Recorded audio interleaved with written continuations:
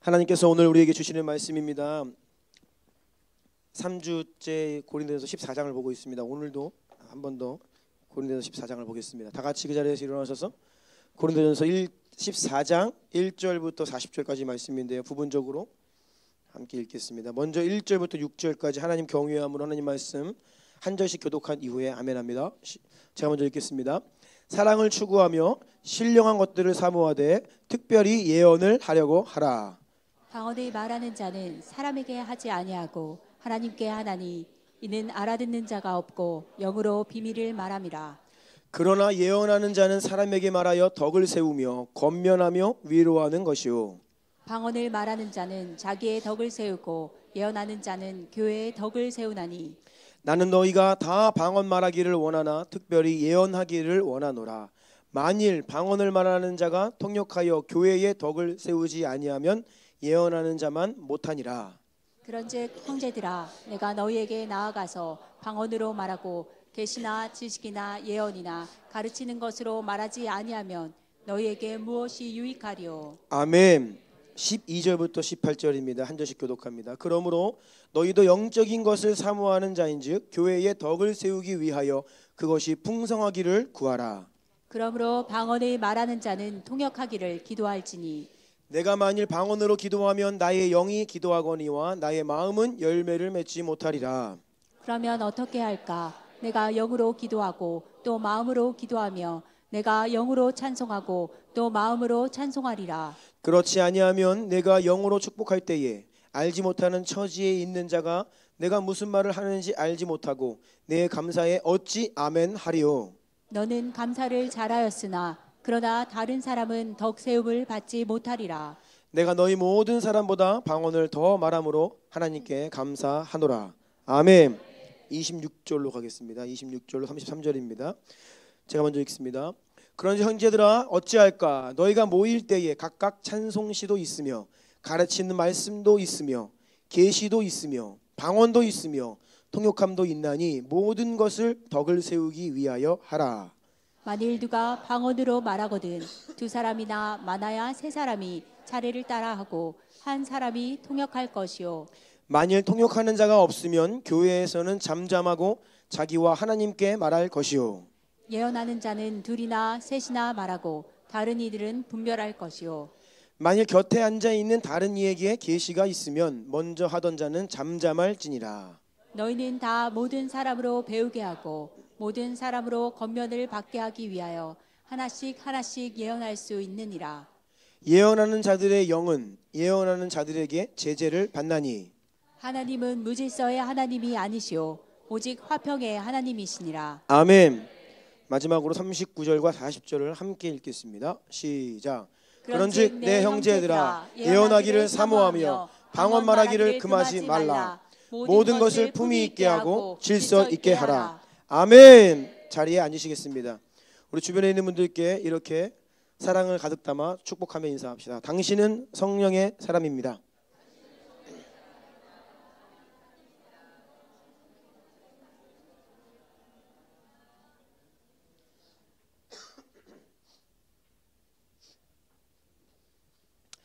아멘. 여러분 모두는 성령의 사람입니다. 오늘 본래 예언에 대해서 조금 보완을 하고 다른 은사들을 다루려고 하였는데 생각보다 내용이 많아서 오늘까지 예언 파트를 마무리하고 다음 주에는 다른 은사들을 다루면서 제가 이제 노력하는 것은 다음 주에 성령의 일하심 시리즈를 마무리하려고 합니다. 하지만 다음 주에 가봐야 합니다. 성령의 일하심 오늘 8번째 시간인데요. 제목을 같이 읽겠습니다. 시작. 성령 사역의 3대 원칙. 말씀의 기초 위에서 권위와 질서 안에서 사랑과 겸손으로 행하라. 아멘. 이러한 제목으로 오늘 말씀을 전하겠습니다. 우리는 지난 2주간에 걸쳐 방언과 예언의 은사에 대해서 살펴보았습니다. 고린도전서 14장 전체에 흐르는 중심 내용은 방언은 개인의 유익을 위한 은사다. 예언은 다른 성도들을 위로하고 공동체 전체를 세우는 공동체의 유익을 위한 은사다 라고 하였습니다. 모든 은사가 성령께서 주시는 모두 다 동일하고 귀하고 가치 있는 선물이지만 어떤 은사가 다른 은사에 비해서 더 좋다, 좀 나쁘다 그런 의미는 없어요. 그런 것은 아닙니다. 하지만 공동체 전체의 유익이라고 하는 측면에서 볼 때에는 개인의 유익을 위한 방언보다 공동체 전체를 위한 예언이 좀 더 중요한 역할을 한다, 기능을 한다라는 것을 말씀드렸습니다. 그래서 방언은 자기를 세우는 기능이기 때문에 나 자신이 하나님과의 관계 안에서 드리는 기도 은사라고 하였어요. 우리가 다른 사람을 향해서 무언가를 사역할 때, 공적인 사역을 할 때, 예배를 드릴 때에 이 방언은 그 기능 용도가 잘 맞지 않는다라고 했지요. 우리가 거리에 나가서 전도할 때에는 잘 준비된 복음 준비되지 않으면 못 전합니다. 우리가 잘 경험하고 있죠. 잘 준비하고 정말 핵심적인 단어들, 우리의 언어로 아주 핵심적인 그 짧은 시간에 이것을 요긴하게 힘있게 전할 수 있어야 됩니다. 전도의 현장에 나아가서 전도 그 복음을 명확하게 듣고 이해함으로 성령께서 역사하시면 그 영혼이 복음을 믿고 예수님을 영접하고 구원을 받을 수 있는 것이지, 우리가 전도를 할 때에 방언을 하면요 아무도 못 알아듣는다, 오히려 그들이 우리를 미쳤다라고 한다라고 하였습니다. 목사가 앞에서 설교를 할 때에 깨달은 마음으로 성경의 진리를 명확하게 선포를 해야지, 제가 방언으로 만약에 설교를 하면 아무도 은혜를 받을 수 없다라고 했습니다. 공적인 자리에서 대표 기도를 하는데 모두가 알아들 수 있는 언어로 기도를 해야지, 그래야 회중들이 함께 믿음으로 아멘하며 기도할 수 있지, 방언으로 대표 기도를 해버리면 아무도 그 내용이 무엇인지 모르기 때문에 아멘을 할 수 없다. 누군가를 향해서 축복을 하거나 누군가를 향해서 하나님께서 내게 행하신 일들을 간증하면서 함께 감사를 올려드리기를 원할 때에도 마찬가지입니다. 나의 언어로 축복을 해야 축복을 받는 자가 그 내용을 이해함으로 아멘으로 축복을 받을 수 있고, 나의 언어로 이해할 수 있는 언어로 간증을 해야 모두가 함께 하나님이 놀라운 일을 행하셨군요, 함께 아멘하며 감사를 드릴 수 있다라는 것이죠. 그러니 방언도 개인의 덕을 세우는 참 귀한 은사이지만 교회의 덕을 위하여 공적인 사역의 현장에서는 공동체를 세우는 데 있어서는 예언이 더 중요한 은사다라는 것을 말하면서, 그러면서 하시는 그 사도 바울의 말씀이 나는 너희가 다 방언 말하기를 원하나 특별히 예언하기를 원한다. 그리고 만약에 누군가가 방언의 은사를 받아서 방언으로 기도한다 하면 그 사람은 통역하기를 기도해라.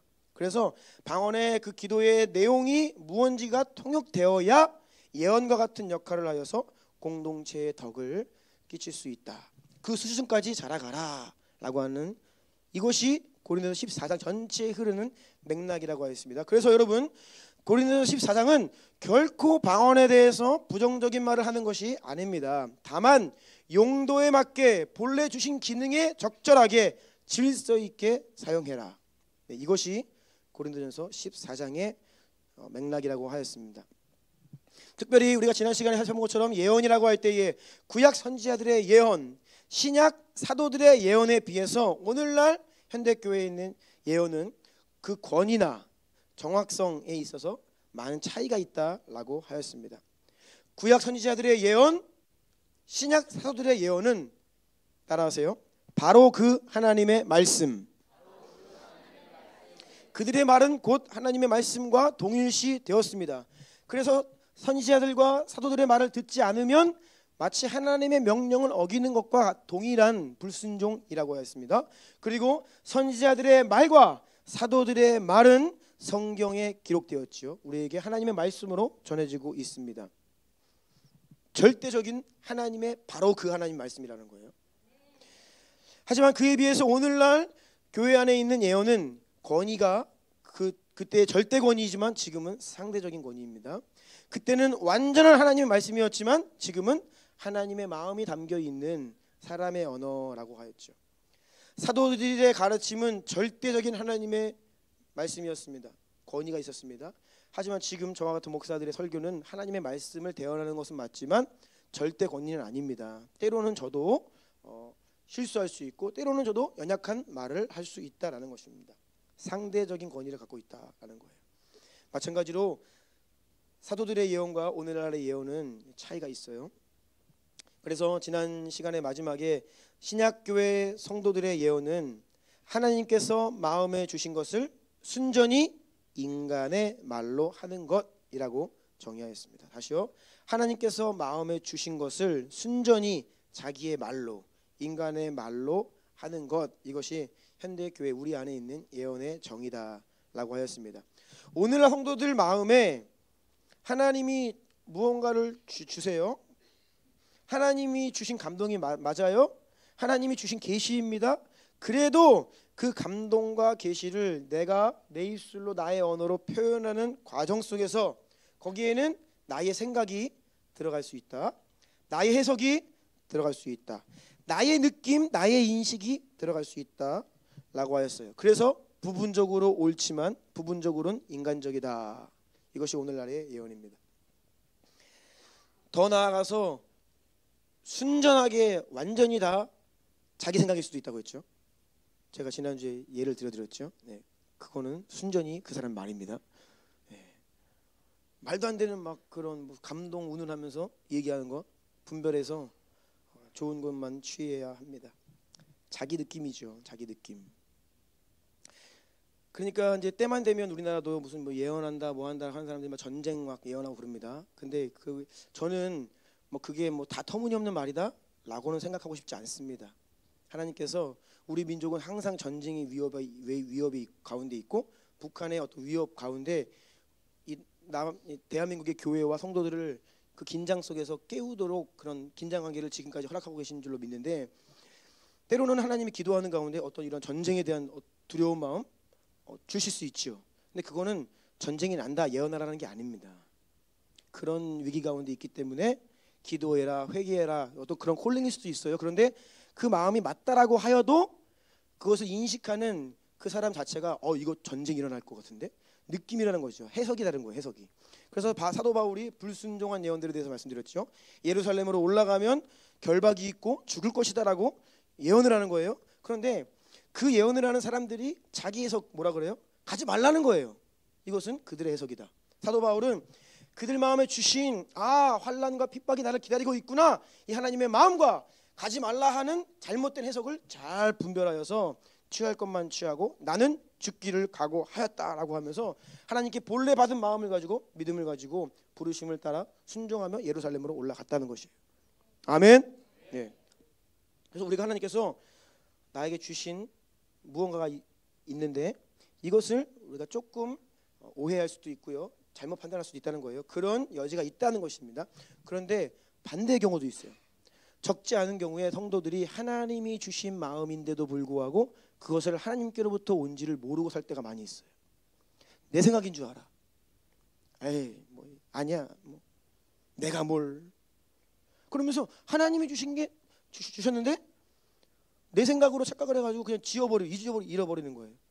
그런 경우도 있다라는 거예요. 그래서 우리는 깨어서 하나님이 주신 그런 감동과 그 마음들을 잘 분별하여 그것을 마음에 품고 기억하고 그 뜻에 순종하며 살아가는 성도들이 되어야 되는 줄로 믿습니다.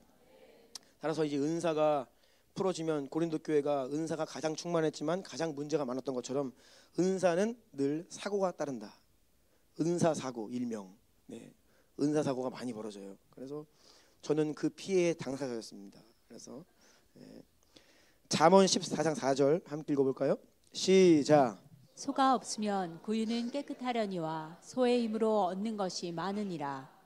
지난 주 중에 우리 최윤중 집사님이 이렇게 말씀 나눠주시면서 인용한 말씀인데 그렇습니다. 이 잠언 말씀은 정말로 은사 사역에 꼭 적절한 말씀이에요. 특별히 예언의 은사. 소가 없으면 뭐 구유를 청소하고 뭐 소를 먹이고 아침마다 여물을 먹이고 하는 수고로움은 없지요. 하지만 소가 없으면 그 힘을 사용할 수가 없습니다. 마치 그와 같아요. 이게 양날의 검이에요. 그래서 성령께서 주시는 은사들은요, 너무나 강력한 힘이고 요긴한 기능이지만 우리의 교만함과 연약함으로 인하여서 때로는 그것이 사고가 벌어진다는 거예요. 부작용이 있다는 거예요. 그래서 청소를 해주고 AS를 하고, AS 무슨 뜻인지 아시죠? 네. 우리 폴김 성교사님 이제 곧 오시는데 폴김 성사님은 AS가 거의 필요 없는 분입니다. 근데 많은 예언 사역자들이 한번 교회 다녀가시면 AS가 상당히 필요합니다.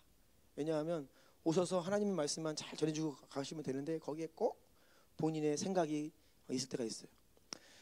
우리 형제들 더비 교회들 중에 한 교회인데요. 그 교회에서 어떤 분을 소개받아가지고 초청을 한 거예요. 예언 사역을 하셨는데 아주 그냥 거의 그 여파가 1년 동안 고통을 당했어요.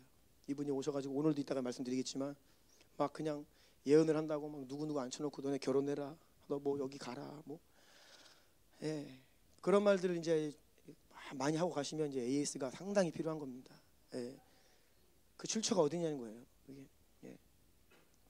그래서 우리가 이 은사를 대할 때에 상당히 많은 부분들 조심스럽게 하지만 또 원칙들이 몇 가지 있는데요. 제가 청년 시절에 속했던 공동체 대학 청년부 때 우리 공동체가 하나님의 어떠한 은혜로 인해서 수련회 가서 굉장히 많은 은혜가 부어지고 성령의 은사가 나타나고 기적이 일어나고 막 그런 시즌이 이렇게 허락되었습니다. 그런데 그때 우리가 준비되지 않은 상태에서 성령의 은사들이 나타나기 시작하자 이 은사 문제로 인하여서 은사 이슈로 인하여서 교회가 완전히 반으로 갈라져서 정말로 분열하고 갈등하고 다투고 서로에게 상처 주고 상처 받고 했던 기억이 있습니다. 그 여파가 거의 1년 가까이 싸움이 지속됐습니다. 저 역시 그런 혼란의 한복판에서 지금 생각해 보니 저도 잘못 생각했던 것들이 많이 있었어요. 당시의 생각이 지금과 같지 않았습니다. 저도 연약한 점이 많이 있어서 저도 말실수 많이 했고 많은 사람들 상처 줬고 저도 상처를 받고 아무튼 그렇게 모두가 다 공동체를 사랑하고 주님을 사랑한다라고 하면서 하지만 이 은사 이 이슈를 바라보는 입장이 차이가 있는 거예요. 그래서 막 싸움이 벌어졌어요. 너무나 고통스러운 시간을 보냈습니다. 저는 그런 경험들을 통하여서 몇 가지 절실한 필요를 깨닫게 되었는데 첫 번째, 은사에 대해서 아주 철저하게 성경적인 기초와 기반이 있어야 된다. 첫 번째, 철저하게 이 은사는 무엇인가? 그것에 대한 성경적인 기초와 기반이 있어야 된다. 그리고 두 번째, 그 성경적인 기반이 실제 영적인 경험과 체험 안에서 살아있는 지식이 되어야 된다. 이게 두 번째였어요. 세 번째, 은사는 철저히 교회의 권위 안에서 질서 안에서 다스려지고 컨트롤 될 수 있어야 된다. 이 세 가지를 절실하게 깨닫게 되었습니다. 특별히 저 같은 한 교회를 책임지고 있는 영적인 리더들, 담임 목사들 같은 경우는 이 부분에 있어서 훨씬 더 철저하게 준비가 되어야 된다는 것을 깨달았습니다. 그래서 견고한 성경적인 기반 위에 서서 또한 영적인 세계를 깊이 경험함으로 이 두 가지가 다 있어야 돼요. 근데 지금 계속 제가 매주 이 밸런스에 대해서 말씀드립니다. 균형. 자꾸 우리 문제는 한쪽만 가요. 성경적인 기반이 중요하다라고 하면서 이 말씀 쪽으로만 가는 분들이 계세요. 그러면서 영적인 세계를 몰라. 영적인 세계에 대해서 성경적으로만 이야기하면서 경험이 없어. 그러면 어떤 지식들은 있는지 모르지만 실제 그것에 대한 경험이 없는 거예요. 여러분, 축구 어떤 스포츠를 가지고 박사학위를 받아도 실제 필드에서 뛰는 건 다른 문제예요. 스터디만 하고 스포츠 이론을 연구하고 전략을 아무리 박사가 돼도 내가 직접 필드에서 뛰어보지 않으면 이거는 죽은 지식이 되는 거예요. 그런데 또 반대로 영적인 세계에 대한 경험은 풍성하고 은사는 많이 경험하는데 말씀의 기반이 취약할 수 있어요. 그 보통 교회나 이 목회자들이 이 둘 중에 한쪽으로 쏠린다는 거예요. 밸런스를 잃어버려요. 그러면 이제 부작용이 생기죠. 너무 말씀만 하면서 영적인 세계를 경험 못하면 성령의 역사를 제한하게 되고, 성령의 역사 영적인 세계를 계속 추구하는데 말씀의 기반이 없으면 성경의 가이드라인을 넘어서서 이상해진다. 이상한 신앙생활이 되어버린다는 것이죠. 그래서 성경의 기반과 실제적인 영적인 세계를 경험하는 이 두 가지 중심으로 교회 안에서 질서를 잡고 이것들을 잘 이렇게 가이드하고 교통 정리를 할 수 있어야 된다. 이것이 은사 사역, 성령 사역을 위한 절대적인 필요입니다.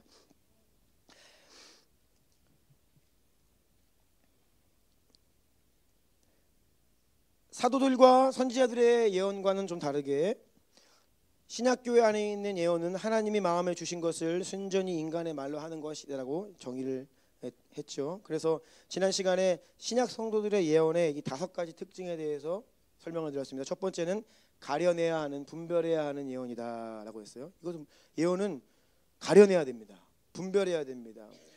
둘이나 셋이나 말하고 다른 이들은 분별해라. 분명히 분별해야 될 대상이라고 말씀하셨습니다. 두 번째는 상실될 수 있는 예언이다. 먼저 예언하던 자가 다른 이에게 계시가 임하면 먼저 하던 자는 잠잠해라. 내 마음에 무언가 하나님이 감동과 계시를 주신 것이 있다라고 하여도 잠잠할 수 있어야 돼요.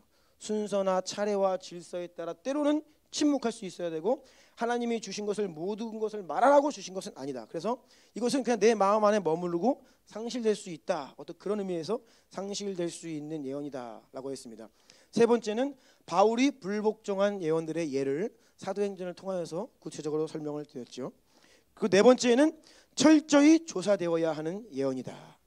여러분 잘 따라하고 계시죠? 네, 설교를 반복해서 잘 들으셨기 때문에 지금 지난 시간에 복습이 잘 되고 있는 줄로 믿습니다. 좀 새롭다라고 하시는 분들은 숙제를 안 하신 분들입니다. 철저히 조사되어야 되는 예언이다. 헤아려 좋은 곳을 취해라. 헤아리다, 조사하다, 아주 면밀하게 살펴보다, 그런 뜻이에요. 그 예언은요, 오늘날 예언은 면밀하게 조사를 해서 분별하여서 좋은 것만 취하고 사람의 것이나 잘못된 것들은 취하면 안 되죠. 그리고 마지막 5번째가 인간의 언어로 말해진 계시다라고 했어요. 그래서 인간의 언어로 말해지는 과정에서 불완전할 수 있다라는 것을 말씀드렸습니다. 오늘은 예언에 대해서 몇 가지 내용들을 더 보완하여 살펴보도록 하겠습니다. 우리가 지금 성령 하나님의 일하심, 성령의 은사들에 대해서 말씀을 나누고 있는데요. 특별히 이때에 성령 하나님이 어떤 분이신가, 성령 하나님의 속성과 성품에 대한 부분을 놓치면 안 됩니다. 즉 성령님은 어떤 능력이 아니에요. 단지 어떤 에너지가 아닙니다. 어떤 기능, 은사 이런 차원의 분이 아니라 성부, 성자, 성령 하나님 각각의 인격을 가지신 삼위 하나님이시죠. 이 삼위 하나님이 하나이세요. 성령 하나님 인격을 가지신 하나님이시라는 거예요. 그래서 이 성령 하나님의 인격성에 대한 이해가 필요합니다. 성령님께서는 여러분의 생각을 존중하십니다. 여러분의 신학을 존중하십니다. 우리의 인격을 존중하시는 성령 하나님의 인격성이 바로 이거예요. 우리의 생각을 존중하세요. 우리가 우리 내면에 우리의 인생에 선을 긋고 주님 저는 여기까지 도움이 필요해요. 그러면 거기까지만 오십니다. 넘어오지 않으십니다. 이것이 인격성입니다. 강제로 우리의 의사와 의지와 상관없이 강제로 침범에 들어오셔서 나를 사로잡으셔서 그렇게 안 하세요.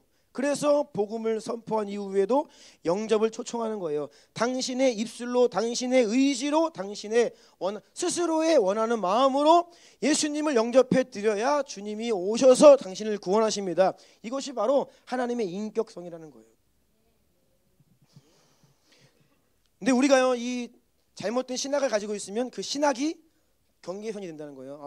오늘날에는 성령의 역사가 없어, 방언은 예언은 없어, 이게 신학이죠? 그러면 없는 거예요. 그럼 그런 사람에게는 하나님께서 방언과 예언 이런 은사들로 역사하지 않으신다는 겁니다. 존중하시기 때문에. 우리가 각 사람마다 무언가 예민한 영역이 있습니다. 모두가 다 있어요. 이게 건드려지면 굉장히 화가 나거나 시험에 들거나 그런 영역들이 있어요. 근데 이런 것들이 무의식적으로 하나님과의 관계에 있어서 내가 경계선인 것 같아요. 이 부분을 건드리지 말라는 거예요. 이 부분을 터치해? 이건 나의 개인의 영역인데 어떤 그런 것들 있을 수 있다는 겁니다. 우리가 죄를 범하면요, 왜 회개를 해야 되냐면, 죄를 범하면 죄로 인하여서 하나님이 그 죄와 함께 하실 수가 없어요. 그래서 죄를 짓고 그냥 살면 하나님을 내 삶에서 멀어지게 하는 거예요. 하나님 오지 마세요라는 뜻이에요. 죄를 짓는다는 것은. 그러면 죄를 짓고 살아가는 인생에 경계선이 생기는 거예요. 하나님이 못 오시도록. 하나님 그거 존중하십니다. 그래서 우리가 십자가 앞으로 나아가 회개하는 것이 무엇이냐면, 나는 죄가 있지만, 나는 더럽지만, 나는 추한 존재이지만 주님 그럼에도 나를 불쌍히 여기셔서 보혈로 나를 덮으셔서 깨끗하게 하시고 다시 나에게 찾아와 주세요. 다시 내 인생에 개입해 주세요. 다시 나를 다스려 주세요. 아멘. 이것이 회개인 거예요. 회개. 회개는 그래서 성령님을 초청하는 거예요. 회개의 삶을 살지 않으면 무의식적으로 여러분이 하나님과의 경계선을 딱 치고 있는 거예요. 주님 오지 말라는 거예요. 나는 그냥 이렇게 살겠다는 거예요. 그래서 우리가요 죄를 지었을 때에도 두 가지 갈림길이 있습니다. 계속 그렇게 살면서 경계선 치고 하나님 못 오시도록 하든지, 아니면 회개하고 돌이켜서 죄로부터 돌이켜서 그 경계선을 허물고 주님 다시 내게 오십시오 초청을 하든지, 이 두 가지의 갈림길이 있다는 것이에요. 그래서 이 부분에 대한 이해가, 성령 하나님은 인격적인 분이시다, 인격이시다, 인격성을 가지고 계신다. 성령의 은사와 성령께서 역사하시는 모든 일의 속성이 바로 이 인격성이 들어가 있습니다. 성령의 은사들이 그래서 질서 안에서 권위와 컨트롤과 통제 안에서 행해질 수 있다는 것이 바로 이런 측면이 있는데요. 자, 내용을 좀 살펴볼게요. 오늘 본문 다시 한번 읽습니다. 14장 27절로 33절. 다 같이 27절 33절 다시 한번 읽을게요. 시작. 만일 누가 방언으로 말하거든 두 사람이나 많아야 세 사람이 차례를 따라하고 한 사람이 통역할 것이요, 만일 통역하는 자가 없으면 교회에서는 잠잠하고 자기와 하나님께 말할 것이요, 예언하는 자는 둘이나 셋이나 말하고 다른 이들은 분별할 것이요, 만일 곁에 앉아있는 다른 이에게 계시가 있으면 먼저 하던 자는 잠잠할지니라. 너희는 다 모든 사람으로 권면을 받게 하기 위하여 하나씩 예언할 수 있느니라. 예언하는 자들의 영은 예언하는 자들에게 제재를 받나니 하나님은 무질서의 하나님이 아니시오 오직 화평의 하나님이시니라. 아멘. 한 절씩 좀 보겠습니다. 27절 띄워주시고요. 만일 누가 방언으로 말하거든 두 사람이나 많아야 세 사람이 차례를 따라하고, 자 여기서 차례를 따라한다라는 말 자체가 방언을 할 때에 제어가 컨트롤이 가능하다라는 의미입니다. 성령께서 우리 안에 역사하실 때에 우리의 의지와 상관없이 내가 컨트롤할 수 없게 그냥 성령께서 당신의 마음대로 막 역사하시는 게 아니에요. 내가 차례를 따라 조절하면서 할 수 있고 안 할 수 있어요. 이 성령의 은사가 우리 안에 역사할 때 나라고 하는 그 컨트롤 안으로 들어오신다는 거예요. 그래서 우리가 이제 방언을 받으면요, 내가 기도를 할 때 방언으로 기도할지 나의 언어로 기도할지 내가 스스로 조절할 수 있습니다. 근데 만약에 막 내가 방언 나오는 걸 그칠 수가 없다, 제어할 수가 없어요. 예를 들어서 하기 싫은데 막 나와. 그러면 그때는 좀 분별해야 됩니다. 성령께서는 통상적으로 일반적으로 그렇게 일하시지 않습니다. 우리를 존중하시기 때문에, 그분은 인격성 가운데 역사하시기 때문에 우리의 의지와 상관없이 이렇게 일하시는, 그건 일반적인 게 아니에요. 예외적이거나 조금은 수정이 필요한 경우입니다. 저는 제 생각으로 모든 것들이 다 아니다라고는 말씀 못 드리겠어요. 성경을 보면요, 우리의 상식과 좀 일반적이지 않은 예외적인 케이스도 더러는 있기 때문에 단정 짓지는 못하지만 일반적으로 통상적으로 그렇다는 것입니다. 성령님은 우리를 기계처럼 우리를 다루시지 않습니다. 각 사람을 인격적으로 우리의 의지와 성령님의 의중이 함께 조화를 이루면서 유기적으로 역사하세요. 따라해 보세요. 유기적. 이 반대말은 기계적이에요. 기계적은 나의 의지와 상관없이 그냥 성령님이 막 내 안에 역사하시는 거예요. 내 입을 사로잡으셔가지고 막 그냥 말씀하시는 거예요. 근데 그렇게는 일하시지 않는다는 거예요. 그렇기 때문에 차례를 따라 질서 있게 할 수 있는 겁니다. 내 차례가 되면 할 수 있고, 또 다음 차례가 된다 하면 그만 그칠 수가 있는 거예요. 이것이 올바른 성령의 역사의 속성입니다. 28절입니다. 만일 통역하는 자가 없으면 교회에서는 잠잠하고 자기와 하나님께 말할 것이요. 맞는 말이죠. 계속 동일한 의미입니다. 교회에서는 잠잠해라. 내가 어디에서 어느 시간에 잠잠해야 되는지, 언제 방언으로 기도할 수 있는지를 내 스스로가 인식하고 판단하고 조절할 수 있다라는 것입니다. 그래서 저도 외부의 사역을 나갈 때에 그 교회의 분위기와 문화와 신학적인 배경을 먼저 체킹을 해서 그 교회가 방언에 대해서 불편해하면 절대 하지 않습니다. 내 스스로가 조절을 하는 거예요. 그런데 원 없이 그냥 뭐 이런 그런 성령님의 역사에 대해서 열려 있는 교회다. 그러면 가서 자유롭게 방언을 하는 것이죠. 제 스스로가 판단을 하고 조절할 수 있다는 거예요. 자, 29절입니다. 예언하는 자는 둘이나 셋이나 말하고 다른 이들은 분별할 것이요. 30절. 만일 곁에 앉아 있는 다른 이에게 계시가 있으면 먼저 하던 자는 잠잠할지니라. 예언도 마찬가지입니다. 하나님께서 주신 마음과 감동을 내 의지로 나의 언어로 표현하고 말하는 것이기 때문에 충분히 내가 그것을 말할지 말하지 않을지 판단하고 분별하고 컨트롤할 수 있다는 것입니다. 지금 먼저 하던 자는 잠잠하라. 하다가도 스탑 시키면 그만할 수 있다는 것입니다. 그런 적은 없지만 누군가가 예언을 한다고 하면서 잘못된 말을 해요. 제가 그걸 봤어요. 우리 교회 안에서. 그럼 제가 어떻게 할까요? 스탑 시키겠죠. 그만하세요 할 수 있어요. 제가. 그리고 그만하세요 했을 때 스탑을 할 수 있어야 됩니다. 근데 갑자기 제가 지금 제 의지가 아니라 성령께서 말씀하십니다 이러면서 저도 어떻게 안 돼요? 그러면 빨간불. 그거는 성령님께서 하시는 속성이 아니에요. 그럴 때는 빨간불이 들어오는 거예요. 이거 문제가 좀 있을 수 있다. 분별의 대상입니다.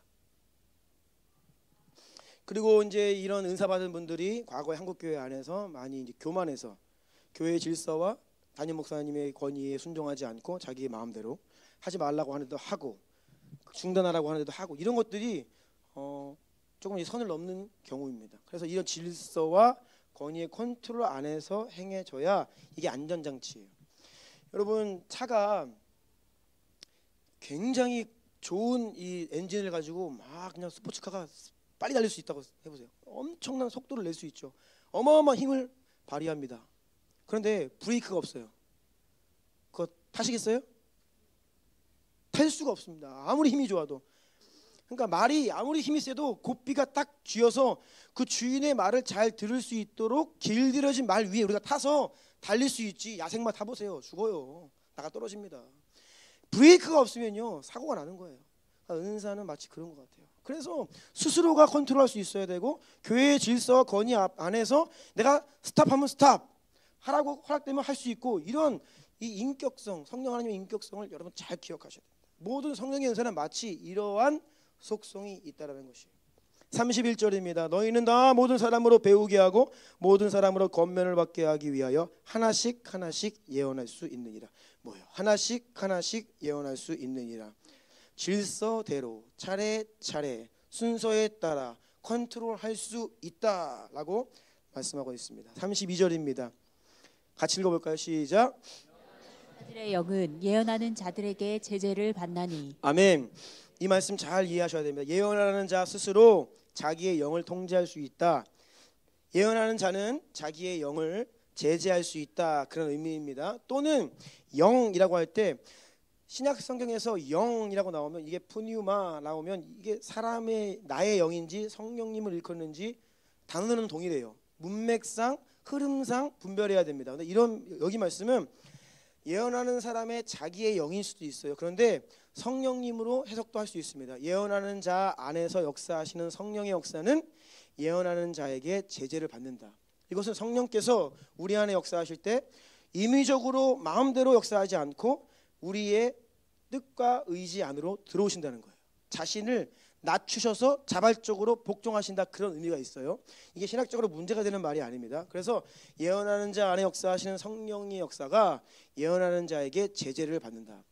성령께서 우리 안에 역사하실 때 우리의 의지와 우리의 의중 안에 자발적으로 복종하신다. 어떤 그런 의미예요. 그래서 성령의 역사는 우리가 제어할 수 있다라는 것을 이 32절 말씀이 하고 있습니다. 다시 말씀드리지만 나의 의지와 상관없이 갑자기 성령님이 임하셔가지고 나도 모르는 말을 하거나 내 입이 나의 의지와 상관없이 막 말을 하거나 막 그러면요 그때는 분별 대상입니다. 조금 성경이 말씀하고 있는 부분과는 다르기 때문이에요. 그래서 이때는 분별을 해야 됩니다. 33절입니다. 하나님은 무질서의 하나님이 아니시오 오직 화평의 하나님이시니라. 아멘. 그래서 지금 설명해드린 내용들을 제가 조금 쉽게 풀어서 설명을 해드릴게요. 한번 띄워주시겠어요? 만약 누군가가 성령의 감동을 받아서 예언을 한다면 질서와 순서에 따라 때로는 침묵할 수도 있고 하던 예언을 멈출 수도 있어야 합니다. 왜냐하면 예언을 하는 자들 속에 있는 성령의 역사는 예언하는 자들에 의해 통제될 수 있는데 그 이유는 하나님은 무질서의 하나님이 아니라 화평의 하나님이시기 때문입니다. 아멘. 네, 이렇게 잘 풀어서 이해하실 수 있습니다. 자, 그런데 여기에서 우리가 다시 한번 이 균형, 밸런스에 대해서 생각을 해봐야 됩니다. 지난주에 함께 읽었던 데살로니가전서 5장 19절로 22절 말씀을 다시 한번 띄워주시고 한번 읽어볼까요? 시작. 성령을 소멸하지 말며 예언을 멸시하지 말고 범사에 헤아려 좋은 것을 취하고 악은 어떤 모양이라도 버리라. 아멘. 자, 헤아려 21절 헤아려 좋은 것을 취해라. 헤아리다, 분별하다, 면밀히 조사하다, 철저히 조사하다. 여러분 우리가 조사 그러면 갑자기 경찰이 와가지고 날 조사한다.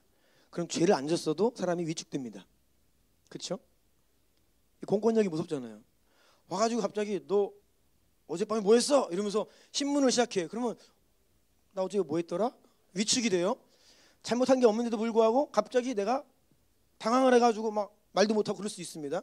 그러니까 여기서 범사에 헤아려라. 그러니까 면밀히 조사해라, 분별해라. 그 가운데 더러는 성령으로부터 오지 않은 것이 있을 수 있다. 이렇게 자꾸 이렇게 헤아려라, 분별해라 라고 이야기를 하면 우리가 위축될 수 있어요. 그래서 그 말씀을 하시기에 앞서서 먼저 19절 성령을 소멸하지 말아라. 위축될 수 있으니까. 조사한다라고 하면서 소멸시킬 수 있으니까. 20절 예언을 멸시하지 말아라. 그러면서 예언은 아주 위험한 거네. 그러면서 그것들을 중단시킬 수 있다는 거예요. 그러지 말아라라고 먼저 말씀하신 이후에 헤아려 좋은 것만 취하라라고 말씀하십니다. 그래서 여러분 우리는 여기에서 균형이 필요합니다. 헤아리고 분별하고 철저히 조사는 하되 동시에 그것을 사모하고 갈망해야 됩니다. 이 두 가지가 생각보다 굉장히 어렵습니다. 그래서 막 헤아리고 조사하고 성경적으로 막 그러다가 위험하다 그래가지고 무기들을 어떻게 해요? 창고에 다 집어넣고 문을 걸어 잠그는 거예요. 이거 위험해, 사용하지 마. 그렇게 될 수 있는 거예요. 아니면 막 사모하고 갈망한다라고 하면서 분별하지 못해서 선을 넘든지. 이 밸런스가 우리가 한쪽으로 치우치기가 너무 쉽다. 우리는 그런 연약한 존재라는 것입니다. 여러분 오늘날에 다양한 신학적인 이슈가 있습니다. 동성애 문제 있고요, 뭐 정치 문제, 여러 가지 다양한 성경의 권위에 대한 문제, 교회에 대한 문제, 직분에 대한 은사에 대한 여러 가지 이슈마다 이 신학적인 이슈들이 있어요. 그런데 그 이슈를 들어가 보면 이렇게 크게는 두 가지 입장으로 나뉘어요. 그런데 둘 다 성경을 근거로 합니다. 이게 문제인 거예요. 차라리 어느 한쪽은 성경을 근거로 하고 어느 한쪽은 성경을 안 믿고 나는 사람의 이론으로 이야기하면 믿음이 없구나 하면 되겠는데 두 주장 다 성경을 근거로 나름대로 주장을 합니다. 우리가 성경을 떠나도 잘못될 수 있고 성경을 잘못 해석해도 잘못될 수 있지만 성경을 부분적으로 어느 한 부분만 강조해서 치우침으로 인해 잘못될 수도 있습니다. 그래서 이 균형과 밸런스가 중요한데요. 제가 믿는 가장 균형은 무엇이냐? 중도를 지킨다, 애매모호한 해석지대가 아니에요. 가장 균형과 가장 밸런스는 가장 성경적인 것입니다. 성경 전체가 말씀하시는 하나님의 말씀을 온전히 원저자이신 성령 하나님의 의중대로 그 말씀을 바로 이해하면 우리가 균형을 잡을 수 있어요. 그것이 바로 밸런스입니다. 은사를 대할 때에 우리가 이렇게 우리의 마음이 치우칠 수 있기 때문에 균형을 잃어버릴 수 있기 때문에 우리의 마음을 아주 면밀히 살펴서 말씀과 성령께 순복시켜야 될 필요가 있는데요. 성경이 우리에게 자족하라 감사해라 라는 말씀을 하잖아요. 디모데전서 6장 6절에 자족하는 마음이 있으면 경건에 큰 이익이 된다. 자족이란 무엇입니까? 하나님이 내게 허락하신 현재 내 모습에 감사하는 것이죠. 그 가운데서 참된 만족을 얻는 것입니다. 이게 자족입니다.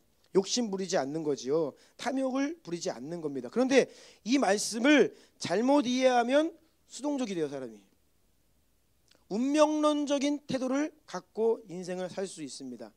즉 나는 이대로가 좋아, 나는 자족해 라고 하면서 무언가 변화를 추구하지 않고 무언가를 구하지 않고 그런 무언가를 갈망하지 않는, 그러면서 자신은 자족한다, 나는 감사해 현재의 모습에 라고 생각하며 살 수 있다는 거예요. 근데 그것은 잘못된 치우친 모습입니다. 여러분, 어떤 변화나 성장에 대한 의지나 갈망이 없는 상태, 나는 지금 이대로가 좋아, 이것이 자족이야, 경건에 큰 이익이 된다 하셨어 라고 하는 태도는 조금 잘못된 태도입니다. 자, 반대로 영적인 세계를 우리가 막 갈망할 수 있어요. 주님 막 갈망하고 주님 더 사랑하기를 원하고 천국은 침노하는 자의 것이니까 막 열정을 가지고 신앙생활하면서 무언가를 추구할 수 있습니다. 그런데 그 가운데 중심에 하나님을 향한 갈망인 줄 알았는데 그 마음에 불만족이 있는 거예요. 감사치 못하는 마음. 현재가 너무 불만족스러워. 나는 지금 왜 이러는 거야? 그래서 탐욕을 부려요. 또는 다른 성도들을 보면서 시기하고 질투하는 마음, 나도 좀 저랬으면 좋겠다, 나도 좀 저렇게 돈 많이 벌면 좋겠다, 나도 좀 저런 은사 있으면 좋겠다, 어떤 그런 시기하는 마음으로 무언가를 구할 수 있죠. 이것은 하나님이 말씀하시는 침노하는 마음, 갈망하는 마음과는 조금 다른 겁니다. 우리가 이거 분별을 잘해야 돼요. 이 부분에서도 균형이 필요합니다. 자, 그러면 어떻게 해야 하는가? 여러분, 먼저는 우리는 자기의 모습, 여러분의 현재의 모습, 여러분에게 허락하신, 하나님께서 허락하신 것들, 특별히 은사들, 그것에 불만족해서는 안 됩니다. 불만족해서는 안 됩니다. 불만족하면요, 다른 사람이 가지고 있는 것을 시기하게 돼 있어요. 질투하게 돼 있어요. 그러는 마음으로 나도 저거 갖고 싶다 할 수 있어요. 이건 갈망이 아니에요. 욕심이지. 자, 고린도전서 12장 15, 16절 함께 읽어볼까요? 시작.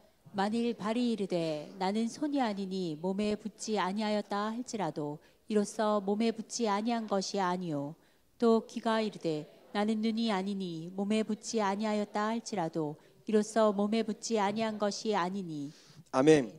자, 이 말씀을 잘 보면요, 하나님께서 내게 주신 캐릭터, 어떤 은사에 대해서 스스로 귀히 여기지 못하고 감사하지 못하는 태도를 이야기하는 거예요.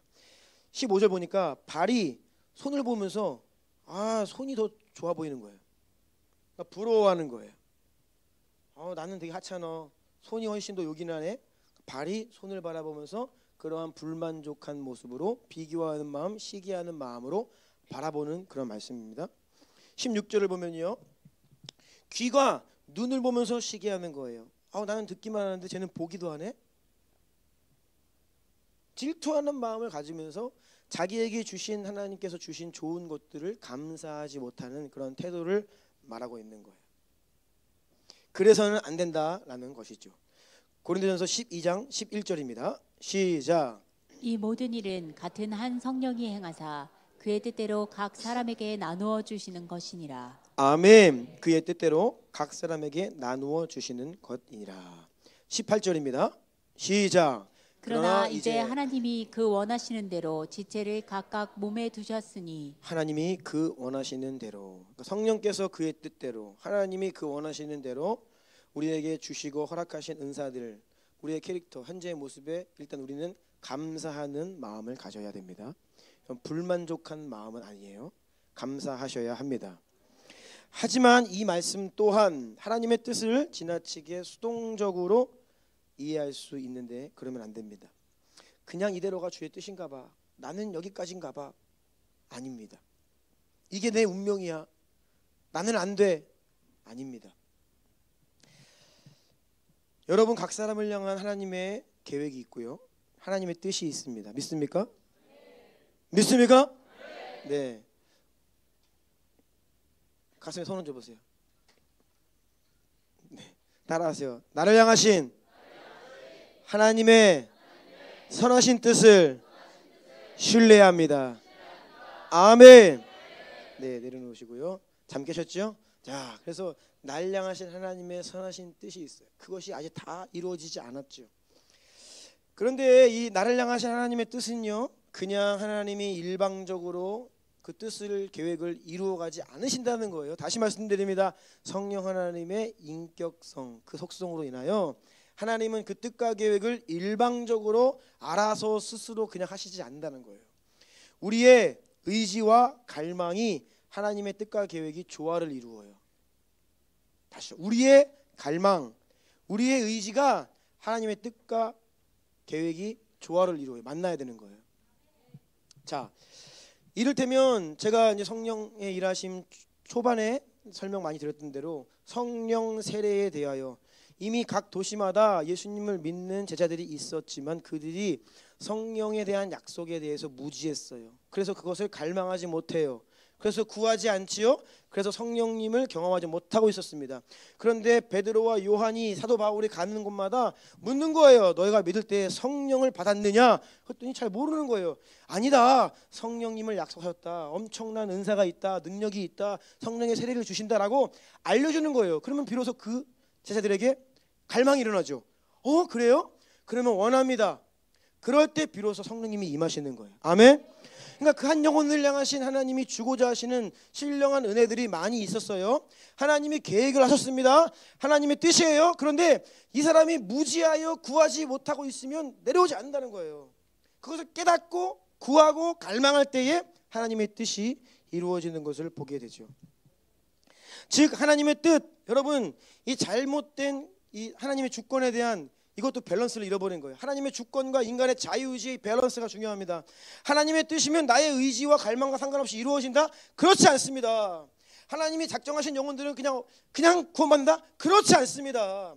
하나님의 뜻과 계획은요 우리의 순종을 통해 성취됩니다. 아멘.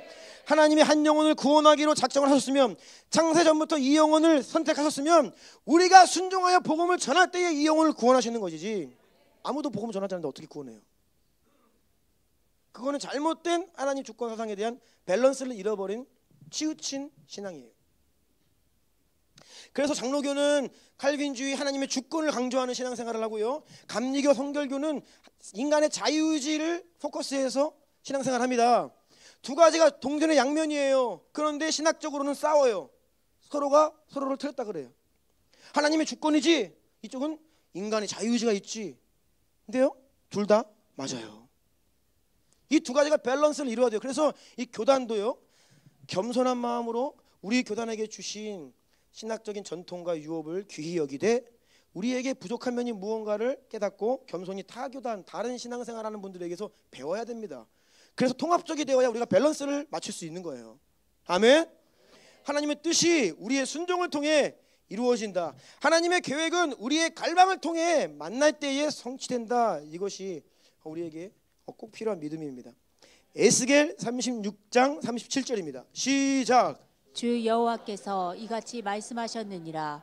그래도 이스라엘 족속이 이같이 자기들에게 이루어 주기를 내게 구하여야 할지라. 내가 그들의 수요를 양떼같이 많아지게 하되. 아멘. 이 말씀은 37절 바로 앞에 어떤 말씀이 등장하냐면 하나님께서 이스라엘의 회복에 대한 약속을 주십니다. 내가 너희를 회복시킬 것이다. 예언을 에스겔 선지자를 통해서 하나님께서 예언을 약속을 주신 거예요. 그런데 주 여호와께서 이같이 말씀하셨다. 너희를 회복하시겠다라고 말씀하신다. 약속하신다. 그런데도 불구하고 이스라엘 족속이 이같이 자기들에게 이루어 주기를 내게 구하여야 할지라. 아멘. 하나님이 예언이 선포돼도 하나님의 약속이 우리가 깨달아져도요 그냥 이루어지는 게 아니에요. 그것을 붙들고 기도해야 됩니다. 아멘. 따라서 여러분 은사에 있어서 하나님이 뜻대로 나눠주신다 라고 해서 수동적인 운명론적인 태도를 가져서는 안 되고요. 동시에 사도 바울이 어떤 말씀을 하는지를 균형 있게 바라보아야 됩니다. 고린도전서 12장 31절입니다. 시작. 너희는 더욱 큰 은사를 사모하라. 아멘. 사모해라는 거예요. 사모하라. 사모하는 자에게 은사를 주십니다. 사모하는 자에게 주기로 작정하시고 계획하신 은사를 사모할 때에 주신다는 거예요. 이게 우리에게 이 은사가 부어지는 타이밍이에요. 자, 고린도서 14장 1절입니다. 시작.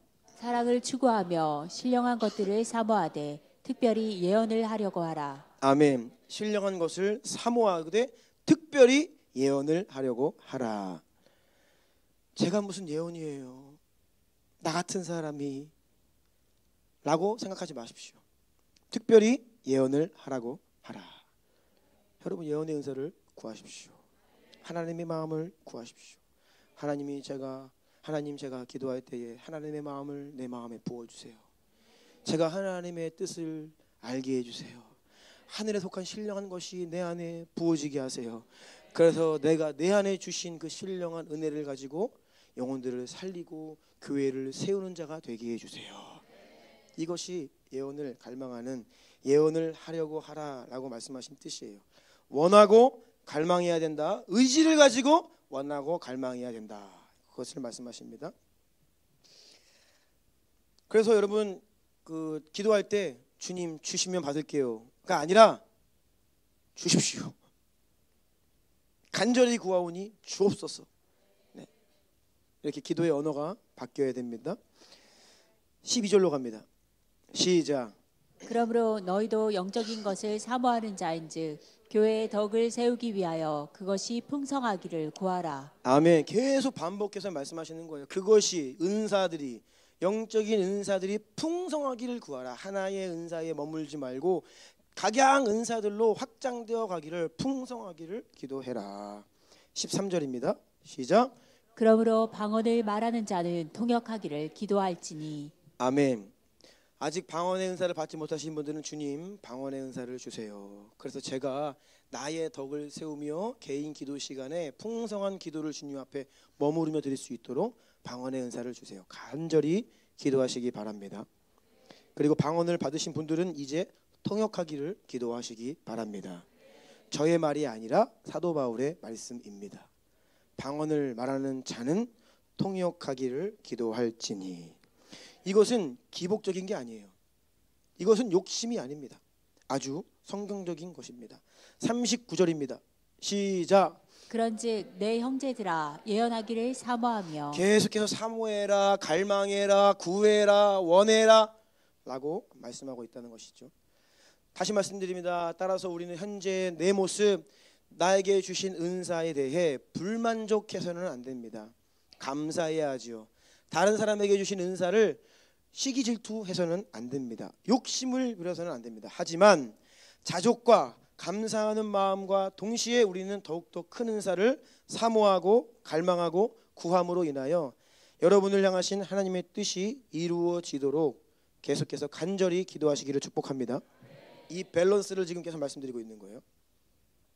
그래서 오늘날 예언은 하나님의 뜻이라기보다는 하나님의 마음이 담겨있는 권면과 축복의 말, 하나님의 마음이 담겨있는 권면과 축복의 말로 우리가 이해해야 한다고 했습니다. 고린도전서 14장 3절입니다. 시작. 그러나 예언하는 자는 사람에게 말하여 덕을 세우며 권면하며 위로하는 것이요. 이것이 오늘날의 교회 안에서 예언의 주된 세 가지 기능을 말합니다. 덕을 세우고 권면하고 위로하는 것. 너무나 귀하죠. 덕을 세우고 권면하고 위로하는 것이다. 그래서 여러분 막 꾸짖거나 경고를 하거나 막 이거 해라 저거 해라 디렉션을 하거나 명령을 하는 이런 예언이 오늘날에 절대 없다? 저는 그렇게 이야기하지는 않습니다. 하지만 예언이라고 하는 것이 오늘날 불완전한 속성으로 인하여 완전하지 않기 때문에 이러한 예언들은 위험하다는 거예요. 사고가 반드시 난다는 것입니다. 그리고 우리가 각 사람이 믿음의 삶을 살 때 하나님의 뜻대로 인도하심을 받는 데 있어서 예언이 절대적이지 않습니다. 예언은 굉장히 부가적인 기능입니다. 주된 기능이 아니에요. 그래서 이 예언에 있어서 다시 말씀드립니다. 꾸짖고 경고하고 너 신학교 가라 이런 거 과거에 많았습니다. 그래서 신학교 온 분들 많아요. 제 주변에도 많습니다. 왜 왔어? 기도원에 갔는데 신학교 가라 그랬대. 그래서 어머니가 나 서운하셔서 이런 분들 계십니다. 근데 여러분 죄송한 말씀이지만 다른 컨텍스트 없이 단지 예언 받아가지고 결정했다? 불행해집니다. 인생이.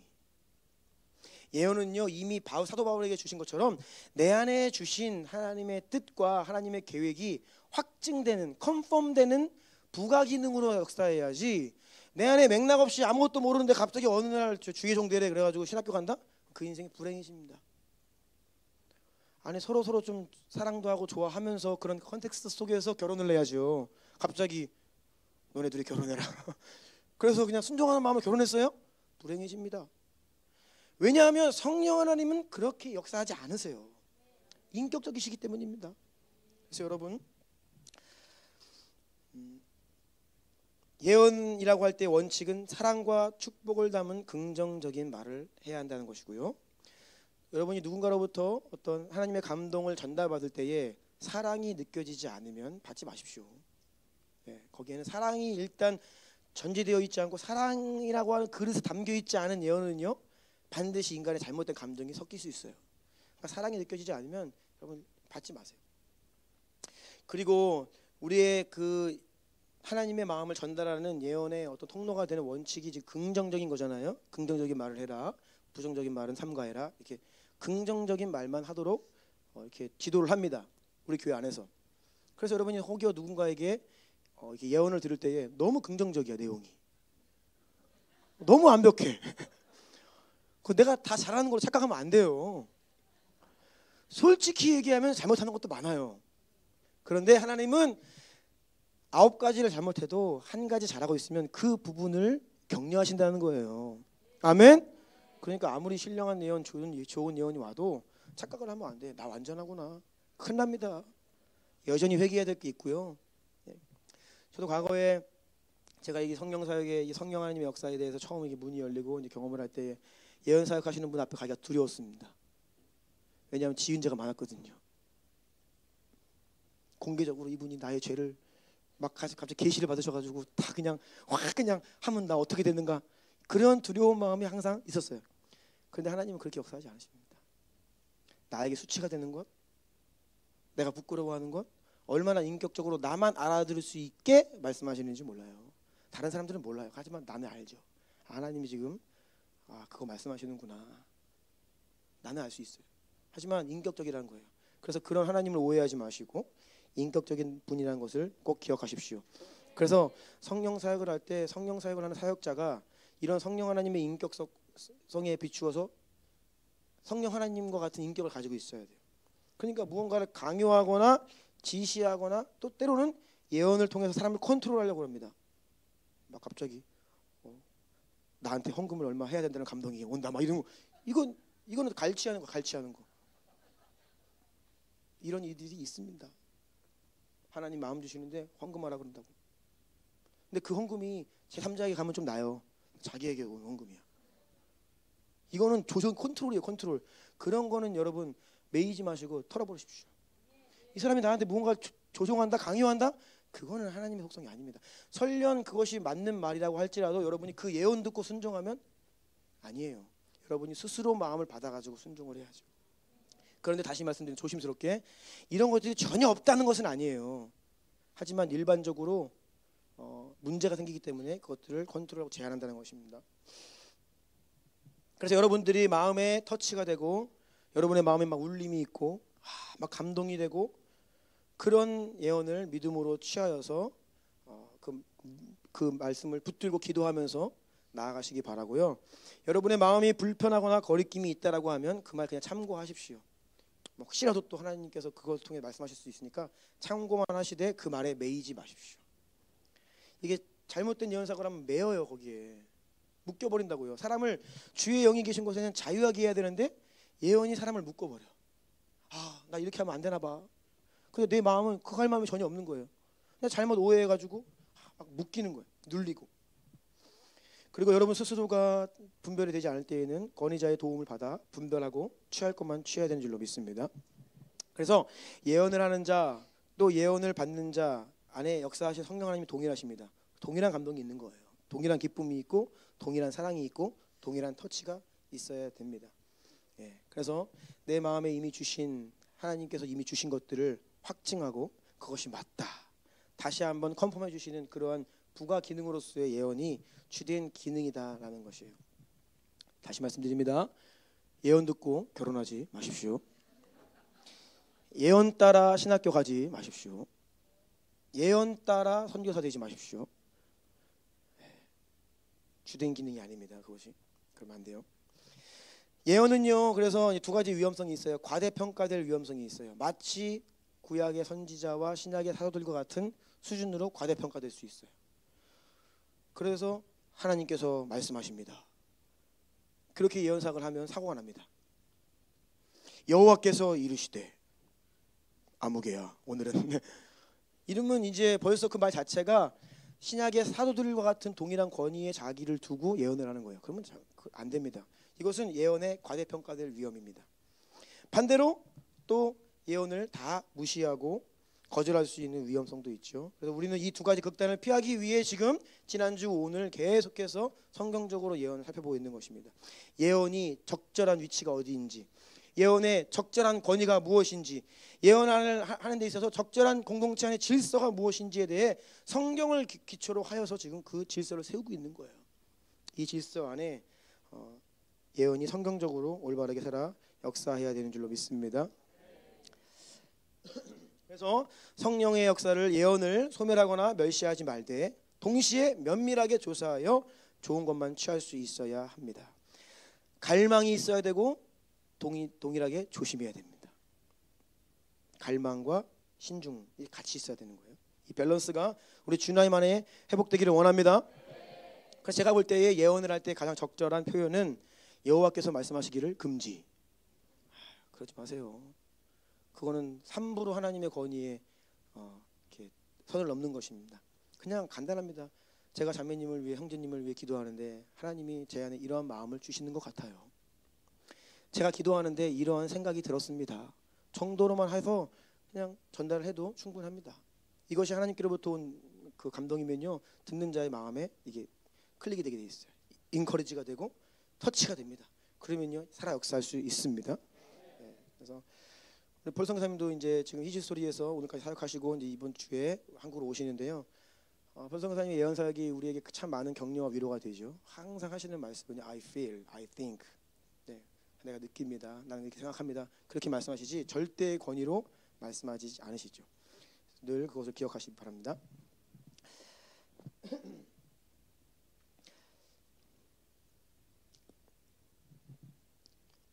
자, 조금 더 나아가서 설령 우리가 이렇게 전제를 해봅시다. 하나님께서 오늘날 우리 안에 예언이 아무리 정확해도 만약에 누군가가 나에게 예언을 하는데 그 내용이 100% 하나님께로부터 온 것이 맞아요. 전제를 하는 거예요. 전제를. 그렇게 가정을 한다 하여도 그 예언을 절대시하면 안 되는 이유가 있습니다. 에? 그게 무슨 말이에요? 100% 하나님의부터 온 메시지면 절대시해야죠. 아니요. 잘 한번 들어보세요. 왜냐하면 오늘날 우리에게 주어지는 예언들은요, 다 조건적이기 때문입니다. 성경에서 하나님께서 주시는 약속과 예언들은 전부 조건적입니다. 여러분 그것을 아셔야 돼요. 전부 조건적이에요. 성경에 기록된 예언은, 약속은 반드시 성취됩니다. 아멘. 근데 이게 아까 말씀드린 것처럼 일방적으로 그냥 이루어지지 않습니다. 조건적이에요. 조건이 성취되는 방법으로 역사하십니다.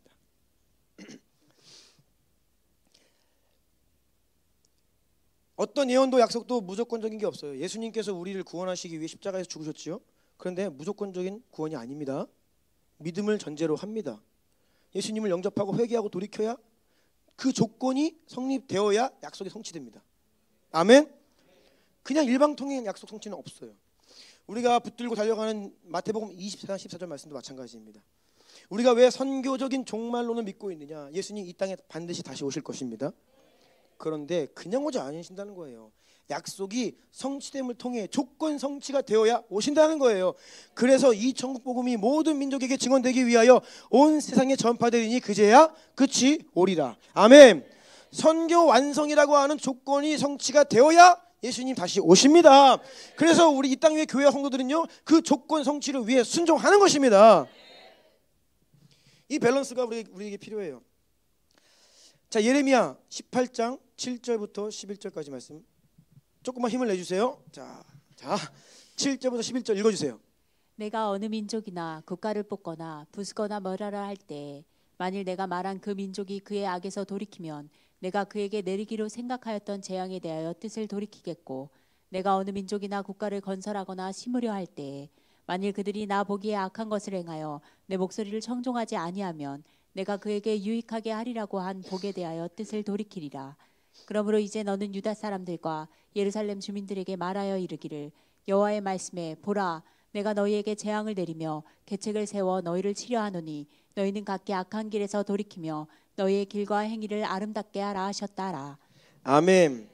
자, 한 국가나 민족과 개인을 향한 예언이 선포될 수 있습니다. 그런데 그것은 굉장히 조건적입니다. 전쟁에 대한 위협이 있어요. 또 뭐 동성애 그리고 영적인 쓰나미가 막 몰려옵니다. 그래서 막 이런 것들을 보면서 불길한 예언도 할 수 있어요. 그런데 여러분, 그럼에도 불구하고 교회와 성도들이 거룩하게 깨어 회개하고 통회에 자복함으로 주님께 돌아오면 하나님은 우리에게 복을 주십니다. 아멘. 반대로 우리 민족을 향한 위대한 예언이 선포되어도 우리 민족을 향한 위대한 예언들이 많습니다. 정말 하나님께서 우리 민족을 이 마지막 때에 사용하신다라고 하는 위대한 예언들이 많이 있어요. 그런 아무리 위대한 예언이 선포되어도 한국 교회가 타락하고 하나님을 떠나면 주고자 계획하셨던 그 뜻을 복을 돌이키십니다. 이게 지금 읽은 말씀의 의미입니다. 그래서 우리는 예언을 절대시하면 안 되는 겁니다. 그래서 저는요, 누가 전쟁을 예언한다 참고하지 마. 우리의 상황이 지금 힘들구나. 우리가 지금 이럴 때가 아니구나 라고 듣습니다. 하지만 거기에 매이지 않아요. 소돔과 고모라를 멸하시려 하실 때 아브라함이 하나님께 매어달립니다. 하나님, 의인들과 함께 그 성읍을 멸하시겠습니까? 계속 기도하잖아요. 50명이 있으면요. 그래, 50명 있으면 내가 심판하지 않겠다. 45명은요? 괜찮다. 오케이. 40명, 30명, 20명, 10명. 그런 아브라함의 심령으로 하나님, 거룩한 주의 백성들이 있지 않습니까? 우리 주님 교회가 있지 않습니까? 거룩하고 구별된 주의 성도들이 있지 않습니까? 주님, 이렇게 하나님께 기도하라고 그런 예언이 선포되는 것이지, 뭐 전쟁 난다고 막 도망가고 짐 싸들고 어디 가고 이상한 거예요. 네. 예언을 가장한 잘못된 신앙에 빠지면 그리 될 수 있죠. 자, 또 예언을 절대시하면 되지 않는 이유가 있습니다. 하나님이, 다시 말씀드리지만 하나님의 계획과 뜻은 운명론적이지 않고 사람의 순종을 통해 그것을 이루시기 때문입니다. 네. 여러분, 운명론적인 사상, 어떤 예언이 선포되었으니까 그냥 그렇게 된다, 이것은 점치는 것과 같습니다. 샤머니즘입니다. 그것은 성경적인 것이 아닙니다. 운명론은 나에게 선포된 예언이 그냥 이제 예언이 선포됐으니까 이루어질 거다, 자동적으로. 그렇지 않아요. 우리가 힘을 다하여 순종하고 헌신하고 나 자신 하나님 나라를 위해 내어 드릴 때에 그러한 우리를 통해 주의 뜻이 이루어지는 줄로 믿습니다. 또한 예언을 절대시하지 말아야 되는 이유가 있는데요. 그것은 성경 전체가 어떤 원리를 이야기하냐면 심은 대로 거둔다라고 하는 원리를, 영적인 원리를 이야기합니다. 이것은요, 하나님께서 태초부터 이 땅에 계획해 놓고 세팅해 놓으신 원리입니다. 심은 대로 거두어요. 그래서 예수님 믿지 않는 세상 사람들도 열심히 하면 열매가 있습니다. 부지런한 사람들이 성공을 많이 합니다. 네. 심은 대로 거둬요. 하나님 모른다고 다 뭐 저주가 있고 하나님 믿는다고 복이 오는 게, 하나님을 믿어도 심은 대로 거둔다는 원리 때문에 주님을 믿지만 내가 잘못 심으면 못 거둬요, 여러분. 미래의 축복과 저주는 예언에 의해 결정되는 것이 아니라 하나님 말씀에 순종하는지에 달려 있습니다. 다시요. 예언에 의해 우리의 미래가 결정되는 것이 아니라 하나님의 말씀에 순종하는지에 우리의 미래가 달려 있습니다. 신명기 6장 3절입니다. 함께 읽을게요. 시작. 또 삼가 그것을 행하라. 그리하면 내가 복을 받고 내 조상들의 하나님 여호와께서 내게 허락하심 같이 젖과 꿀이 흐르는 땅에서 내가 크게 번성하리라. 하나님의 말씀을 듣고 그것을 행하면 복 주신다, 번성한다 약속하십니다. 신명기 11장 26절로 28절입니다. 시작. 내가 오늘 복과 저주를 너희 앞에 두나니 너희가 만일 내가 오늘 너희에게 명하는 너희의 하나님 여호와의 명령을 들으면 복이 될 것이요, 너희가 만일 내가 오늘 너희에게 명령하는 도에서 돌이켜 떠나 너희의 하나님 여호와의 명령을 듣지 아니하고 본래 알지 못하던 다른 신들을 따르면 저주를 받으리라. 아멘. 여러분, 인생의 앞날의 미래의 축복과 저주는 예언에 의해 결정되는 것이 아니라 하나님의 말씀을 순종하는가, 하나님을 가까이 하며 그분을 잘 따라가는가에 달려 있습니다. 민수기 말씀에 보면요, 모압 왕 발락이 이 부분에서 크게 오해를 했습니다. 민수기 22장 5절로 6절 읽습니다. 시작. 그가 사신을 고향인 강가 부돌에 보내어 발람을 부르게 하여 이르되, 보라, 한 민족이 애굽에서 나왔는데 그들이 지면에 덮여서 우리 맞은편에 거주하였고 우리보다 강하니 청하 건네 와서 나를 위하여 이 백성을 저주하라. 이 땅에서 몰아내리라. 그대가 복을 비는 자는 복을 받고 저주하는 자는 저주를 받을 줄을 내가 알미니라. 이 발락 왕은 발람 선지자를 불러서 이스라엘을 저주하면 이스라엘이 망할 줄 알았습니다. 이방인의 생각입니다. 즉 예언 자체가 복이나 저주를 가져온다는 생각은 매우 이방인적인 이교적인 사상이라고 할 수 있습니다. 여러분이 만일 어느 날 어느 집회에 참석을 하셨는데 세계적인 예언 사역자가 여러분을 위해서 엄청난 예언을 했다라고 하면 그 순간 여러분의 인생이 필까요? 아마 놀라울 정도로 어제와 비슷할 겁니다. 네.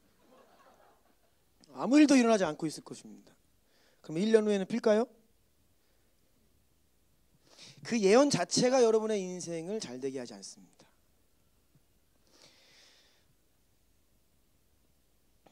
예언이 선포되었다고 이전에 없던 무언가가 내 인생에서 벌어지지 않습니다. 그 예언이 여러분의 인생을 복되게 하는 것이 아니에요.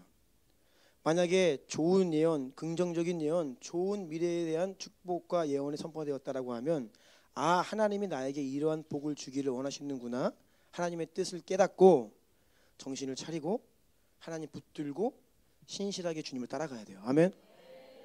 그러면 그 하나님의 의중이, 뜻이, 마음이 우리 삶 가운데 이루어질 수 있죠. 하나님을 가까이 하고 주님과 동행하며 매일매일 부어주시는 은혜와 사랑을 힘입어 그것을 받으며 살아가는 그 인생이 복되게 될 것입니다. 시편 126편 6절입니다. 시작. 울며 씨를 뿌리러 나가는 자는 반드시 기쁨으로 그 곡식단을. 아멘. 자, 그래서 예언과 미래에 대한 표를 하나 떼어주시겠어요? 네, 이거 잘 보십시오. 여러분에게 예언이 선포되었어요. 긍정적인 예언일 수도 있고 때로는 부정적인 예언이다라고 가정을 하는 거예요. 그런데 그 예언 자체가 여러분을 복되게 하지 않습니다. 긍정적인 예언이 선포되어도 지금 계속 살펴본 하나님 말씀에 근거하여 우리가 하나님의 말씀에 순종하며 주님을 따르면요, 그 긍정적인 예언이 여러분의 인생에 성취될 것입니다. 하지만 여러분이 나태하고 타락하고 게으르고 하나님 멀리하고 죄짓고 세상 가까이하며 타락하면요, 아무리 위대한 예언이 선포되었다 할지라도 여러분의 미래는 부정적인 미래가 될 것입니다. 반대로 우리나라를 향하여서 어떤 부정적인 예언, 망할 것이다, 전쟁 날 거야, 핵전쟁, 이런 부정적인 예언이 선포되어도요, 한국교회 성도들이 회개함으로 주님께 돌아오면 그 부정적인 예언은 성취되지 않습니다. 긍정적인 미래를 주십니다. 하지만 그러한 부정적인 예언을 듣고선도 여전히 완고하게 버티며 불순종하면 그 부정적인 예언이 이루어지겠지요. 그래서 여러분, 오른쪽에 이 긍정적인 미래를 보세요. 예언이 결정하는 게 아니에요. 우리가 순종하고 회개할 때 우리의 미래가 좋은 미래가 온다는 겁니다. 타락하고 불순종하면 예언과 상관없이 여러분의 미래는 어두울 겁니다. 이것이 하나님께서 성경을 통해 우리에게 말씀하시는 진리입니다. 아멘. 그래서 여러분, 과거에 여러분이 위대한 환상적인 예언을 받으셨다라고 하여서 너무 교만하지 마십시오. 하지만 그것이 여러분 인생 가운데 하고자 하신 하나님의 뜻으로 믿고 붙들고 신실하게 주님을 섬기십시오. 신실하게 주님을 따르십시오. 죄를 회개하고 돌이키고 세상을 멀리하고 하나님을 가까이 하십시오. 예레미야 29장 11절로 13절입니다. 시작. 여호와의 말씀이니라. 너희를 향한 나의 생각을 내가 아나니 평안이요 재앙이 아니니라. 너희에게 미래와 희망을 주는 것이니라. 너희가 내게 부르짖으며 내게 와서 기도하면 내가 너희들의 기도를 들을 것이요 너희가 온 마음으로 나를 구하면 나를 찾을 것이요 나를 만나리라. 아멘. 아멘. 그래서 혹여 부정적인 예언을 누군가가 우리 민족을 향하여서 나라를 향하여서 한다 할지라도요, 그러면 여러분 방법은 간단합니다. 회개하고 돌이키고 깨어나면 됩니다. 주 앞에 온전히 서면요 하나님은요 그 부정적인 미래를 철회하세요. 성경에는 그런 예들이 많아요. 모세가 시내산에 올라가서 하나님께로부터 율법을 받는 40일 동안 산 아래에서 어떤 일이 벌어졌습니까? 백성들이 금송아지 형상을 만들어 우상 숭배하며 완전히 범죄했습니다. 불과 며칠 전에 홍해바다 건넜습니다. 그리고 지금 그들의 눈앞에서는 시내산에는 하나님의 엄청난 임재가 눈으로 보였어요. 하나님의 현현, 구약시대 하나님께서 그렇게 눈으로 보이는 임재로 역사하고 계시는 기적이 눈앞에서 벌어지고 있는데 금송아지 만들어서 우상 숭배한 범죄했습니다. 이에 대해 하나님께서 다음과 같이 말씀하십니다. 출애굽기 32장 7절입니다. 여호와께서 모세에게 이르시되 너는 내려가라. 내가 애굽 땅에서 인도하여 낸 네 백성이 부패하였도다. 9절부터 10절입니다. 여호와께서 또 모세에게 이르시되 내가 이 백성을 보니 목이 뻣뻣한 백성이로다. 그런즉 내가 하는 대로 두라. 내가 그들에게 진노하여 그들을 진멸하고 너를 큰 나라가 되게 하리라. 다시 시작하겠다는 거예요. 아브라함으로부터 시작한 그 역사를 다 진멸하고 모세야 다시 시작하자. 너 한 사람을 통해 내가 다시 시작하겠다. 처음부터 그렇게 말씀하시는 거예요. 진멸하겠다 말씀하시죠. 그러자 모세가 하나님께 어떻게 반응을 합니까? 11절과 12절입니다. 함께 읽습니다. 시작. 모세가 그의 하나님 여호와께 고하여 이르되 여호와여 어찌하여 그 큰 권능과 강한 손으로 애굽 땅에서 인도하여 내신 주의 백성에게 진노하시나이까? 어찌하여 애굽 사람들이 이르기를 여호와가 자기의 백성을 산에서 죽이고 지면에서 진멸하려는 악한 의도로 인도해 내었다고 말하게 하시려 하나이까? 주의 맹렬한 노를 그치시고 뜻을 돌이키사 주의 백성에게 이 화를 내리지 마옵소서. 아멘. 부정한 예언을 들었을 때, 부정적인 예언을 들었을 때 우리의 태도가 이와 같아야 됩니다. 회개하고 돌이키고 주님 살려주십시오. 잘못했습니다. 주님 제발 살려주십시오. 다시 한번 기회 주십시오. 그렇게 모세는 하나님께 간절히 기도하며 매달렸습니다. 31절부터 32절입니다. 시작. 모세가 여호와께로 다시 나아가 여짜오되 슬프도소이다. 이 백성이 자기들을 위하여 금신을 만들어 싸우니 큰 죄를 범하였나이다. 그러나 이제 그들의 죄를 사하시옵소서. 그렇지 아니하시오면 원하건대 주께서 기록하신 책에서 내 이름을 지워버려 주옵소서. 아멘. 모세가 엄청난 기도를 합니다. 주님 차라리 제 이름을 생명책에서 지워버리시고 이 민족 다시 한번 기회 주십시오라고 메어 달렸습니다. 하나님께서는 이런 모세의 간절한 기도와 백성을 대신한 회개를 받아주심으로 멸하기로 작정하셨던 그 뜻을 돌이키십니다. 14절입니다. 시작. 여호와께서 뜻을 돌이키사 말씀하신 화를 그 백성에게 내리지 아니하시니라. 아멘. 그러니 여러분 멸하시겠다 심판하시겠다 하시는 말씀은 하나님의 그 안에 담겨있는 의중은 정말로 멸하고 싶은 게 아닙니다. 정말 심판하겠다는 의미가 아닙니다. 너희가 다시 한번 기회를 주는 거예요. 너 그렇게 살면 망한다. 그렇게 살다 보면 지옥 간다. 그러니 회개하고 돌이켜라. 다시 돌아와라. 그러면 내가 이 저주를 바꾸어 복을 주겠다. 이게 부정적인 예언에 담겨있는 하나님의 마음인 거예요. 아멘. 그래서 우리는 하나님의 마음으로 돌아가야 합니다. 비슷한 예가 또 있어요. 히스기야 왕이 이사야 선지자로부터 하나님의 예언을 받습니다. 열왕기하 20장 1절입니다. 시작. 그때 히스기야가 병들어 죽게 되매 아모스의 아들 선지자 이사야가 그에게 나아와서 그에게 이르되 여호와의 말씀이 너는 집을 정리하라. 내가 죽고 살지 못하리라 하셨나이다. 아멘. 이사야가 하나님의 말씀을 대언했습니다. 예언했습니다. 너는 집을 정리하라. 네가 곧 죽고 살지 못하리라. 하나님의 말씀입니다. 그런데 2절과 3절입니다. 시작. 히스기야가 낯을 벽으로 향하고 여호와께 기도하여 이르되 여호와여 구하오니 내가 진실과 전심으로 주 앞에 행하며 주께서 보시기에 선하게 행한 것을 기억하옵소서 하고 히스기야가 심히 통곡하더라. 아멘. 히스기야가 나 죽었다 한 게 아니라 주님 살려주세요. 통곡하면서 매달렸어요. 통계 자복의 간절한 기도를 드렸습니다. 5절부터 6절입니다. 시작. 너는 돌아가서 내 백성의 주권자 히스기야에게 이르기를 왕의 조상 다윗의 하나님 여호와의 말씀이 내가 내 기도를 들었고 내 눈물을 보았노라. 내가 너를 낫게 하리니 내가 3일 만에 여호와의 성전에 올라가겠고 내가 내 날에 15년을 더할 것이며 내가 너와 이 성을 아수르 왕의 손에서 구원하고 내가 나를 위하고 또 내 종 다윗을 위함으로 이 성을 보호하리라 하셨더라. 아멘. 당장 죽을 것이다 라는 예언을 받았지만 히스기야가 통해 자복함으로 주님께 간절히 기도하자 그 눈물과 기도를 들으신 하나님께서 3일 만에 일으키십니다. 죽을 병에 걸린 사람을 3일 만에 일으키셨어요. 그리고 그 인생이 15년의 수명을 연장시키셨습니다. 그리고 아수르로부터 이 국가의 위기 속에서도 보호하시고 건져주십니다. 여러분, 부정적인 예언을 받아도요, 믿음의 사람은 주님께 매어 달립니다. 살려달라 애원하는 거예요.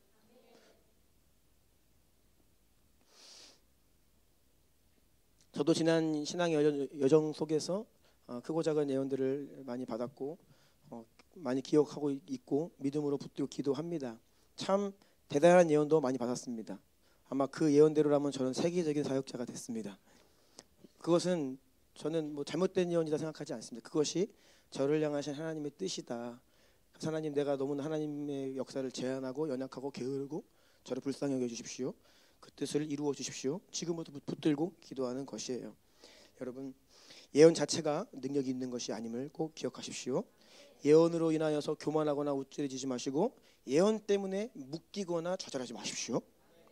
여러분이 하루하루 신실하게 주님의 뜻에 순종하며 살면 여러분께 복을 주시는 하나님이신 줄로 믿습니다.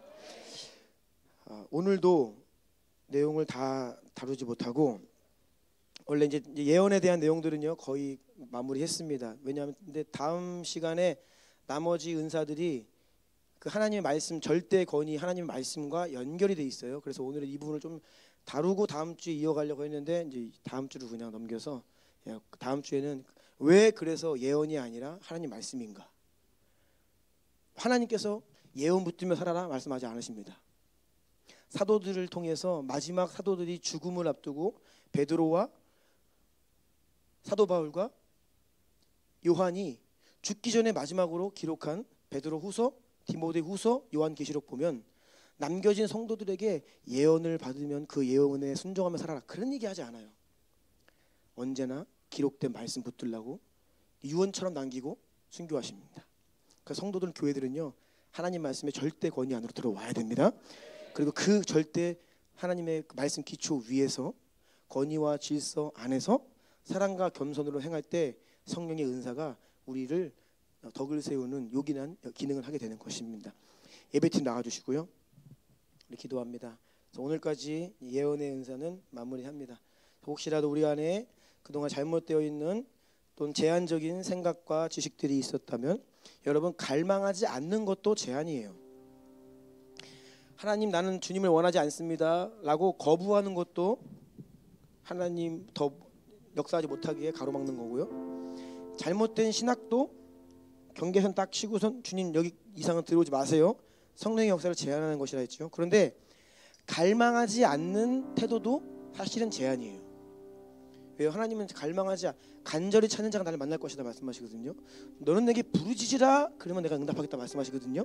그러니까 막 간절하지 않고 부르짖지 못하고 갈망하지 않는 것도 하나님 뭐 사실 저는요 뭐 와주시면 감사한데 주시면 받겠는데 뭐 그냥 없어도 그냥 살만해요. 어떤 이러한 태도는 하나님의 역사를 제한하는 잘못된 마음인 거예요. 그래서 여러분 우리가 하나님 갈망해야 합니다. 성령님 더 간절히 갈망해야 합니다. 주님 사랑해야 합니다. 그래서 알게 모르게 의식적으로 무의식적으로 여러분의 삶 속에서 내면에 내가 그었던 경계선들 다 허물어 버리시기 축복합니다. 또 그 경계선을 허무는 회개로 나아가기를 원합니다. 회개하지 않는 인생은요 죄가 경계선이 되어서 하나님 못 오시게 해요. 그래서 회개하시고 돌이키시고 잘못된 생각들로부터 돌이키시고 새로운 마음 구하시고 하나님의 은혜 구하면서 우리 교회에 우리 주나님 교회에 여러분 각 사람 위에 신령한 성령의 은사들이 마음껏 부어지고 진리의 말씀 기초 위에 서서 권위와 질서 안에 사랑과 겸손으로 그 은사들을 행하여 교회가 힘있게 서고 초대교회의 영광과 권능을 회복하여 마지막 때에 주님 오실 길을 예비하는 맞이하는 교회 되기를 원합니다. 이러한 마음으로 주님 주시는 마음을 붙들고 주의 이름 3번 부르며 기도합니다. 주여